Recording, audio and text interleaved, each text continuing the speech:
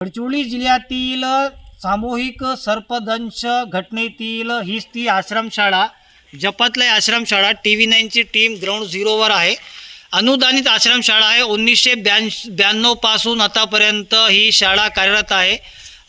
या शाळेत 233 विद्यार्थी जे आहे शिक्षण घेत होते. शाळेची इमारत चांगली आहे आणि शिक्षणही चांगला होता. काही विद्यार्थ्यांसोबत आम्ही ऑफ रेकॉर्ड बोललो होतो. त्यानंतर इथे 23 कर्मचारी जे आहेत, 10 शिक्षक आणि नॉन टीचिंग स्टाफ जे आहे ते 10 असे मिळून 23 कर्मचारी इथे कार्यरत आहेत. आणि यात हे सर्व येथील कर्मचारी आहेत आपण जे दृश्यामध्ये बघत आहोत. शाळेच्या कायमस्वरूपी परवानगी जी आहे ते रद्द करण्यात आलेली आहे. त्यानंतर विद्यार्थ्यांना समायोजन करण्यासाठी आदिवासी विभागाचे आयुक्त लीना बनसोड यांनी आदेश काढलेला आहे. आदिवासी आश्रमशाळेतील विद्यार्थ्यांना भामरागड, गडचिरोली आणि अहिरी प्रकल्पात समायोजन करण्यात येणार आहे. परंतु येथील शिक्षकांना कोणत्या शाळेत समायोजन करण्यात येणार अद्याप यांना कोणतेही आदेश प्राप्त झालेले नाही आणि यांना कोणतीही सूचना पण देण्यात आलेली नाही. सर, विद्यार्थ्यांचं समायोजन सध्या सुरू आहे. कायमस्वरूपी शाळेची तुमची परवानगी रद्द केली, काय म्हणाल? ज्याप्रमाणे विद्यार्थ्यांचं समायोजन इतर शासकीय शाळांमध्ये करण्यात येणार आहे, जसे शासनाचे आदेश प्राप्त झाले आहेत, आमचं म्हणणं एवढंच आहे की आमचे जे इतर कर्मचारी आहेत, शिक्षक कर्मचारी असोत किंवा इतर नॉन टीचिंग स्टाफ असोत, त्यांचंसुद्धा कोणत्या तरी ठिकाणी समायोजन करण्यात यावं, जेणेकरून त्यांच्यावर उपासमारीची पाळी येणार नाही. सर, तुम्ही कोणत्या पदावर आहात? कोणते शिक्षक आहात तुम्ही? मी प्राथमिक शिक्षक. हां, तर इथे एकूण किती शिक्षक आहेत? इथे टोटल 10 शिक्षक आहेत. हां, आणि चतुर्थ कर्मचारी एकूण 10 अधीक्षक आणि अधीक्षिका, असं पूर्ण आमचा 23 लोकांचा स्टाफ आहे. तर 23 कर्मचाऱ्यांना समायोजन केलं पाहिजे. ही शाळेची मान्यता रद्द झालेली आहे. 20 वर्ष तुम्ही इथे काम केले, का म्हणता? मला या ठिकाणी आज 26 वर्ष पूर्ण झाली माझ्या सेवेला.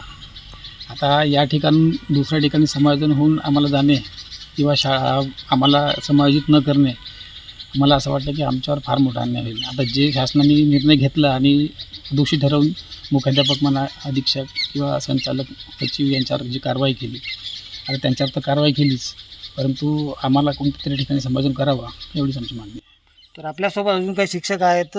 सर, तुमचं नाव सांगा आणि तुम्ही सध्या ही शाळेची परवानगी कायमस्वरूपी रद्द करण्यात आलेली आहे, तुम्हाला माहिती आहे का? सर, आजच कळलं ते की आपल्या शाळेची कायमस्वरूपी मान्यता ही रद्द झालेली आहे आणि विद्यार्थ्याचं समायोजन हे शासकीय आश्रमशाळेमध्ये येत्या 4-5 दिवसात करू अशी माहिती मिळालेली आहे. सर, विद्यार्थ्यांच्या समायोजन म्हणजे विद्यार्थी दुर्गम भागात शिकतात, भामरागड, एटापल्ली, धानोरा किंवा कुरखेडा, आणि कुरखेडा तालुक्यातील तालुका मुख्यालय नाही तर तालुका मुख्यालयापासून 40-50 किलोमीटर अंतरावर जिथे मोबाईल सेवाही काम करत नाही, तर समायोजन करणे एक खूप मोठा प्रश्न आहे. सर, सर्व शाळेचे डॉक्युमेंट्स विद्यार्थ्यांच्या जे दाखल रजिस्टर आहेत, हजेरी आहेत, हे उद्या दिनांक 20 तारखेपर्यंत प्रोजेक्ट ऑफिसला आम्हाला पोहोचवणं आहे आणि त्या माध्यमातून प्रोजेक्ट ऑफिस हेच सर्व विद्यार्थ्याचं समायोजन करणार, पालकाच्या संमतीने ते समायोजन करणार अशी माहिती मिळालेली आहे. परंतु अतिशय अशा दुर्गम भागात असलेले जे पालक लोक आहेत, हे गडचिरोलीला जाऊन आपल्या पाल्याला कुठल्या शाळेत टाकणार किंवा ते कसे गडचिरोलीला पोहोचणार, हे सुद्धा मोठं आव्हान असणार आहे. आणि म्हणून ही शाळा कायमस्वरूपी बंद करण्यात आलेली आहे. ज्याप्रमाणे विद्यार्थ्याचं समायोजन होतं आहे त्याप्रमाणे आम्ही आजपर्यंत मलासुद्धा या शाळेमध्ये 2000ला रुजू होऊन आज 26 वर्ष पूर्ण झालेले आहेत आणि 26 वर्षानंतर ही दुर्दैवी घटना घडल्यानंतर आम्हाला हे अशा या परिस्थितीला सामोरं जावं लागत आहे.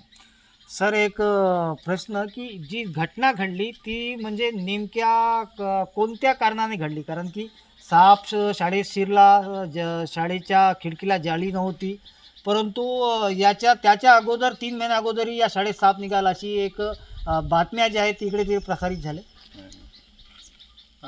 शाळा सुरू होऊन आता जुलै महिना म्हणजे जवळपास 1 महिना आपला झालेला होता आणि या सत्रामध्ये तर अशी घटना घडलेली नाही या सत्रामध्ये.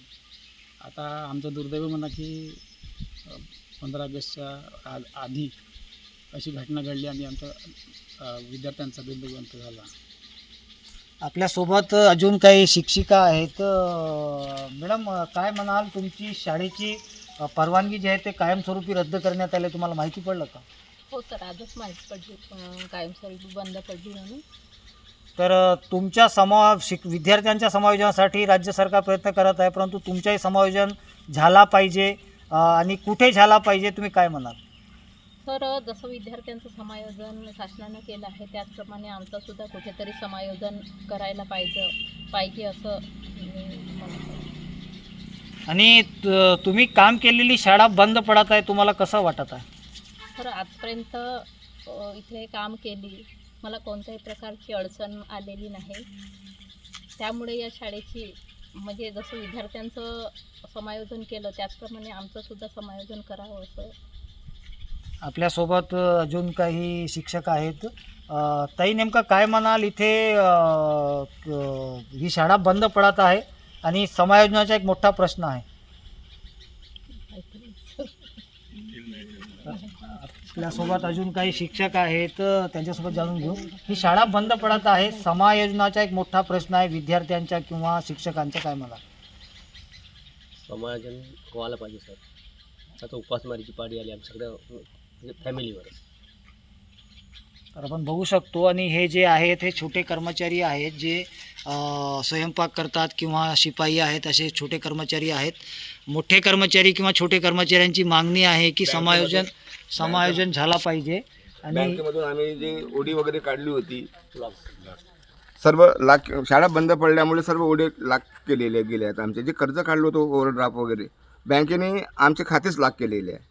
आणि भविष्यात किती दिवसात आमचं समायोजन हे काही सांगता येणार नाही सर. त्याच्यामुळे आमच्यावर आता उपासमारीची पाळी येणार. आणि ही सर्वात महत्त्वाची, ही शाळेचं जे कायमस्वरूपी मान्यता रद्द करणं, ही तर घटना आमच्यासाठी हृदय पिटवणार आहे. सर, तुम्ही म्हणतायत की कर्ज घेतले आणि कर्ज तुम्ही बँक खाते जे आहेत ते बँकांनी बंद केलेले आहे. आता समायोजनाचा एक मोठा प्रश्न आहे, समायोजन नाही झाला तर तुमच्यावर एक गंभीर संकट पुन्हा निर्माण होणार आहे, काय म्हणा? हो सर, ते गंभीर संकट येणार. आमच्याकडे सध्या काही मालमत्ता नाही. आमच्या लेकरांच्या शिक्षणासाठी आम्ही ओडी काढलेली होती आणि किंवा आमच्या इतर आपल्या गरजा भागवण्यासाठी ओडी काढलेली होती. बँकाने आमचे खाते सर्व बंद केलेले आहे आणि त्यामुळे आता लेकरांना, आमच्या मुलाबाळांना पोसायचं कसं, त्यांचं पालनपोषण करायचं, हा मोठा प्रश्न आमच्यासमोर उभा राहणार आहे. तर आपण बघू शकतो की विद्यार्थ्यांच्या समायोजनासाठी राज्य सरकारने आदेश काढलेले आहे आदिवासी विकास विभागाने, परंतु शिक्षकांच्या समायोजनासाठी आतापर्यंत कोणताही आदेश यांना प्राप्त झालेला नाही. आणि त्या संदर्भात असे कोणतेही पत्र जे आहेत ते आदिवासी विभागाने काढलेले नाही. परंतु शिक्षकांचं म्हणणं आहे की विद्यार्थ्यांसोबत आमच्याही समायोजन झाला पाहिजे, कारण की अनेक शिक्षक जे आहेत ते बँकांचे कर्ज काढून आहेत आणि जवळपास 23 कुटुंब जे आहेत ते उघड्यावर येणार आहेत समायोजन न झाल्यास, यांची शिक्षकांची मागणी आहे. आणि सध्या TV9ची टीम ग्राउंड झिरोवर आहे आणि शाळेतील विद्यार्थी जे आहेत ते शाळा सोडून गेले, परंतु पालकांच्या परवानगी घेऊनच ज्या शाळेत समायोजन करता येईल किंवा ज्या पालक जे आहेत ज्या शाळेची मागणी करतात तिथे विद्यार्थ्यांचं समायोजन होणार आहे.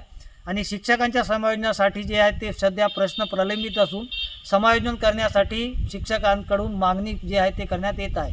कॅमेरामॅन सोहेल पठाणसोबत मेमडी इरफान, TV9 गडचिरोली, जपत लाईव्ह.